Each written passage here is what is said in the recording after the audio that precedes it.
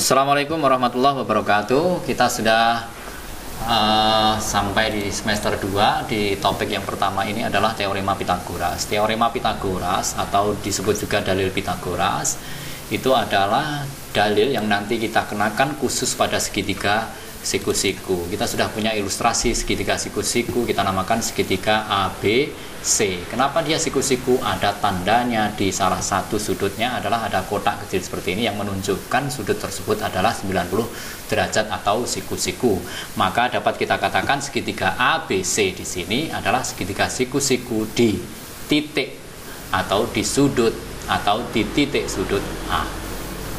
Unsur-unsur dari segitiga siku-siku ini biasanya ada sisi pendek, sisi sedang, dan sisi terpanjang. BC disebut sisi miring atau hipotenusa. Ini BC ini yang terpanjang, biasanya dikatakan sisi miring atau hipotenusa.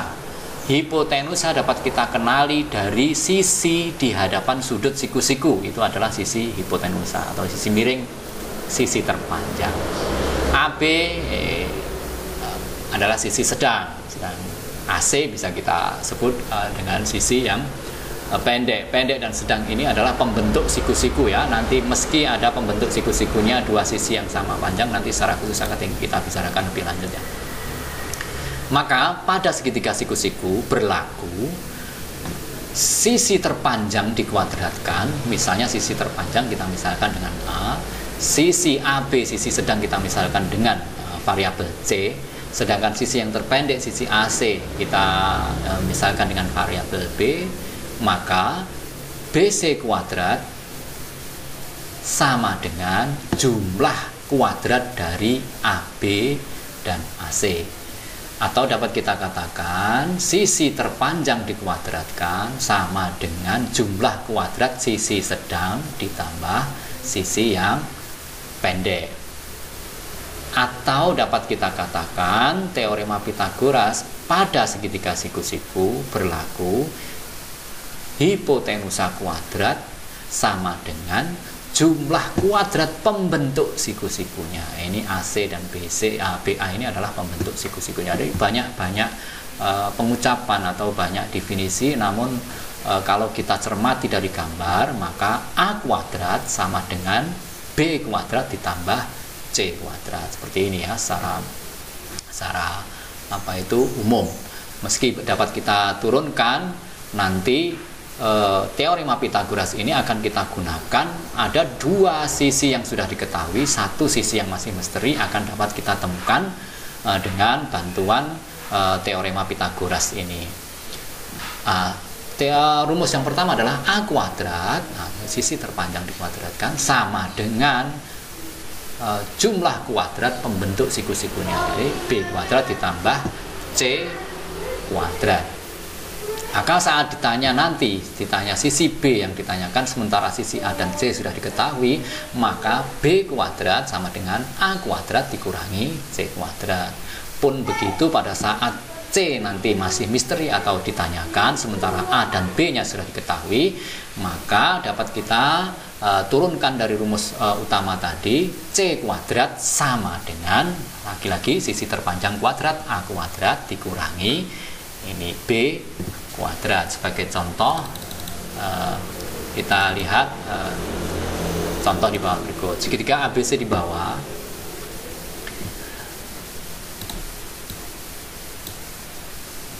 sisi B diketahui 6 dan C sama dengan 8, maka tentukanlah A.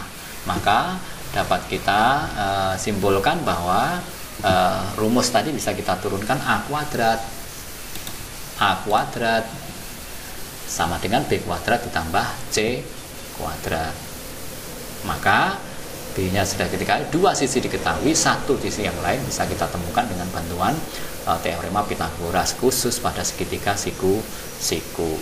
A kuadrat sama dengan B kuadrat ditambah C kuadrat. A kuadrat yang ditanyakan atau sisi A yang ditanyakan 6 kuadrat ditambah 8 kuadrat 36 ditambah ini harusnya kuadratnya sudah hilang ya, 64 100 ini masih A kuadrat, maka A sama dengan akar 100 sama dengan 10.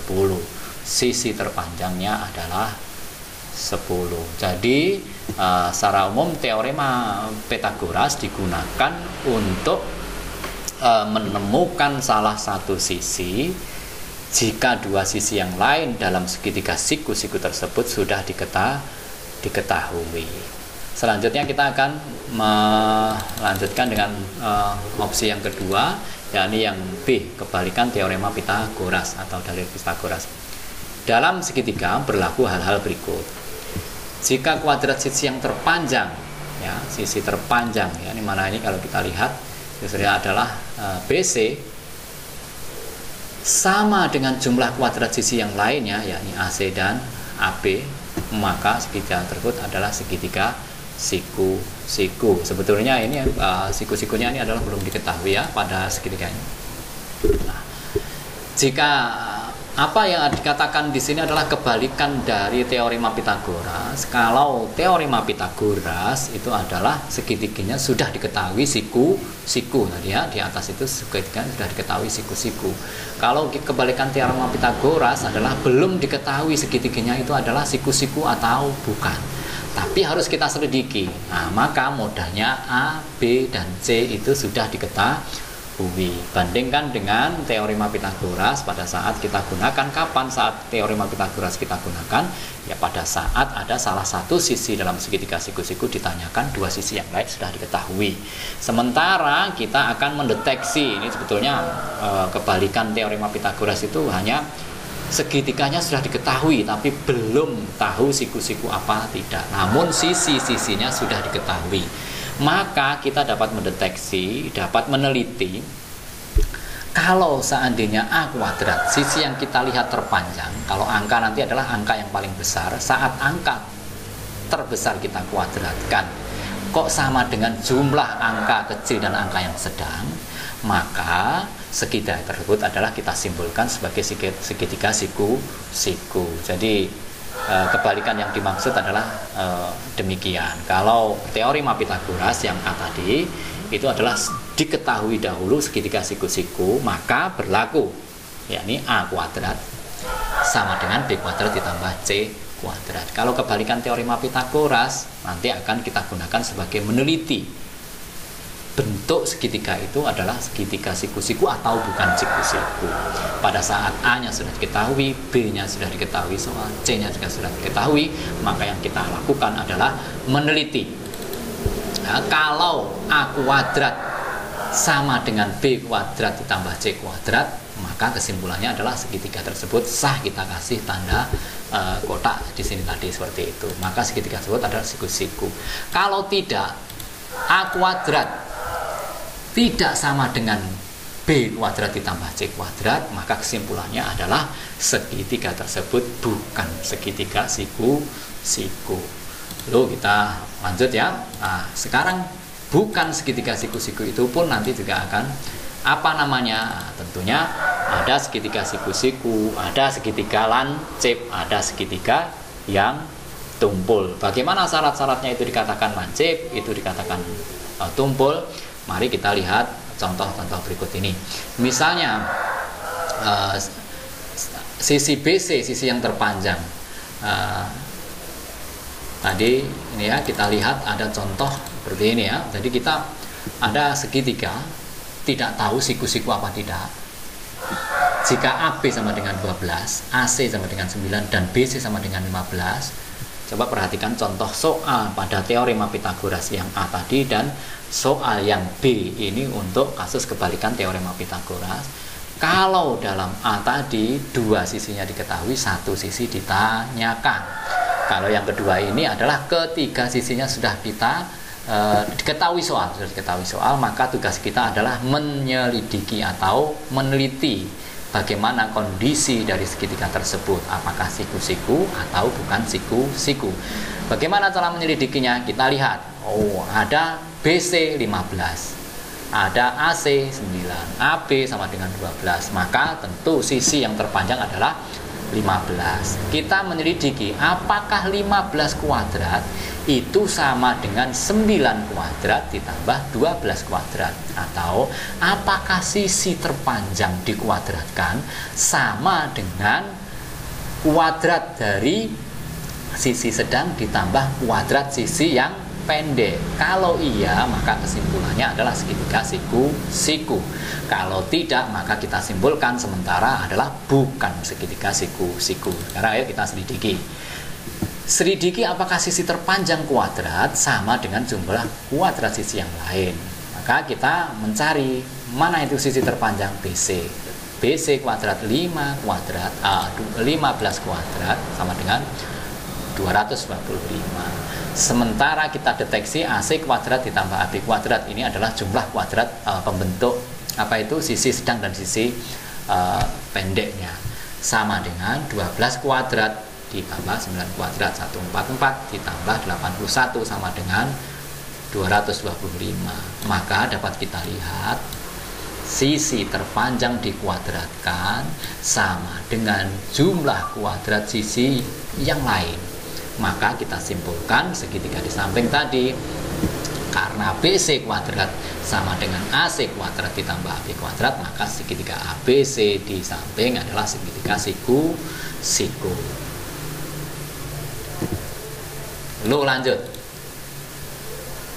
Ini jika kuadrat sisi terpanjang kurang dari jumlah kuadrat sisi yang lainnya, maka segitiga tersebut adalah segitiga, kita katakan segitiga lancip. Nah, seperti ini ilustrasinya ya. Kalau BC kuadrat yang terpanjang dikuadratkan kok lebih kecil dari AC kuadrat ditambah AB kuadrat, maka segitiga tersebut adalah segitiga lancip. Coba kita lihat contohnya.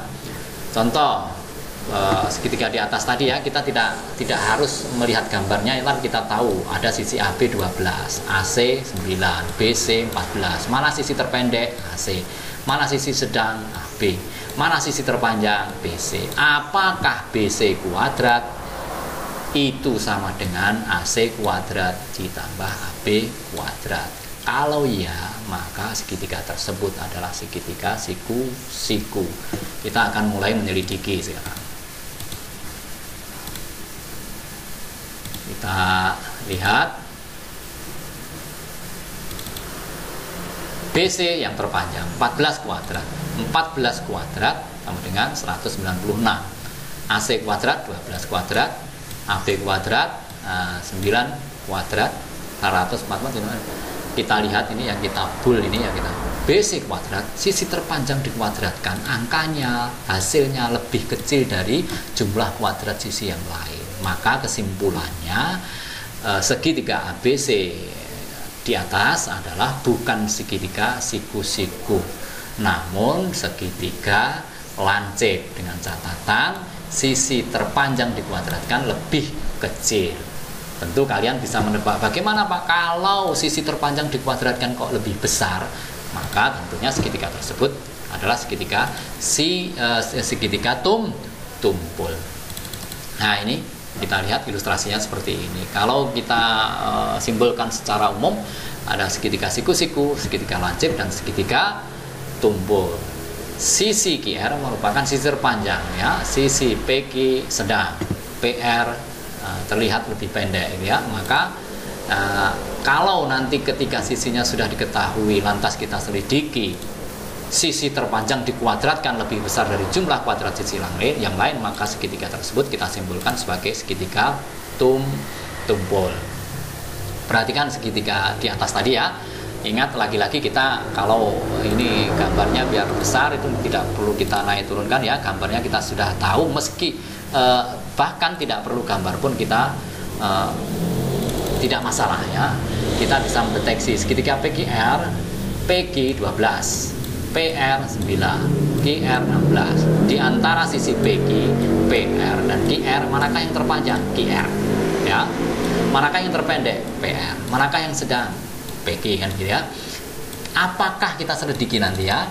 QR kuadrat sama dengan PR kuadrat ditambah PQ kuadrat. Ini hitung-hitungan seperti ini ya. Ini slide yang pertama untuk menghitung apa itu sisi terpanjang QR kuadrat. 16 kuadrat sama dengan 256. Sementara jumlah kuadrat sisi yang lain 12 kuadrat ditambah 9 kuadrat sama dengan 225. Kita lihat di sini 256 tentu angkanya nilainya lebih besar dari 225. Maka segitiga PQR di atas bukan segitiga siku-siku, namun kita namakan segitiga tumpul karena ada aturan sisi terpanjang kuadrat ini lebih besar dari jumlah kuadrat sisi yang lain. Secara ilustrasi dapat kita tampilkan seperti ini. Maka dapat kita simpulkan jenis segitiga adalah ada segitiga siku-siku, ada segitiga lancip, dan segitiga tumpul. Kalau kita lihat segitiga ABC, kita gambar dengan garis hitam seperti ini. Kalau ada garis ini siku-siku ya, yang hitamnya adalah siku-siku. Ini AC adalah siku-siku. Saat AC kita rubah kurang dari 90 derajat, kita kasih merah itu, maka terjadi segitiga seperti ini. Nah, ini misalnya kita tarik seperti itu. Nah, ini segitiga yang baru. Nah, ini kita merah. Segitiga merah ini adalah segitiga lancip. Pada saat ini kita bikin lagi di sini, kita akan membuat yang tumpul, maka tampak seperti ini. Kita ubah ini 90 ya, 90 kita lebihkan lagi, ini berarti lebih dari 90. Nah, terus ini kita, nah ini adalah segitiga tumpul, kita kasih warna biru ya, hitam. Ini bisa ini tadi yang biru seperti ini misalnya ya. Ini kita kasih warna biru. Jadi ada segitiga yang hitam, ini adalah siku-siku, merah ini di sini adalah kurang dari 90 derajat ini ya, ini kurang dari 90 derajat. Sementara yang biru ini lebih dari 90 derajat. Nah, maka jadilah yang ini adalah segitiga lancip, yang ini adalah segitiga tumpul. Demikian, nanti bisa kita sambung pada subtopik berikutnya. Assalamualaikum warahmatullahi wabarakatuh.